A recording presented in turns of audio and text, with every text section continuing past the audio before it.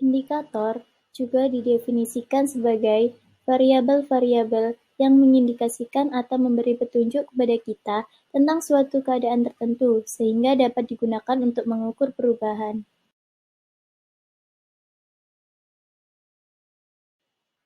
Beberapa ukuran frekuensi yang umumnya digunakan dalam perhitungan indikator.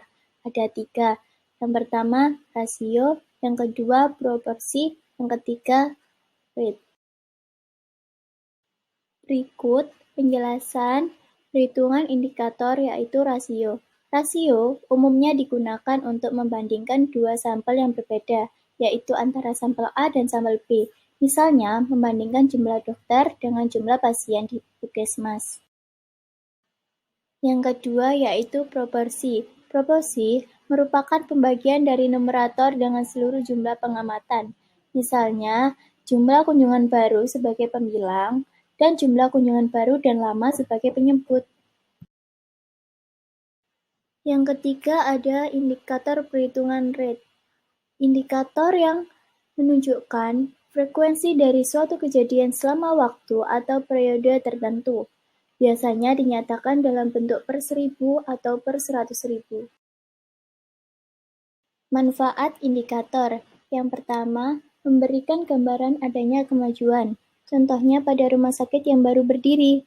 Dengan menghitung jumlah pasien rawat jalan setiap periode, rumah sakit akan mengetahui apakah ada peningkatan jumlah pasien kunjungan pasien dari waktu ke waktu.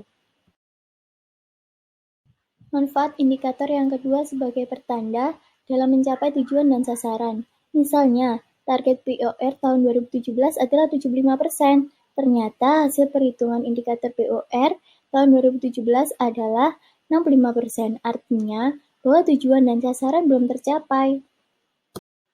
Manfaat indikator yang ketiga dapat menjadi alat ukur untuk membandingkan. Misalnya, kalau di rumah sakit membandingkan kunjungan rawat jalan antara klinik penyakit dalam dengan klinik bedah, klinik manakah yang kunjungan pasiennya lebih tinggi atau lebih rendah? Manfaat indikator yang keempat memotivasi orang untuk bertindak. Misalnya, jumlah kunjungan pasien tahun 2017 mengalami penurunan 10% dari tahun 2016. Data tersebut dapat dijadikan motivasi terkait apa yang harus diperbaiki agar jumlah kunjungan pasien meningkat di tahun 2018.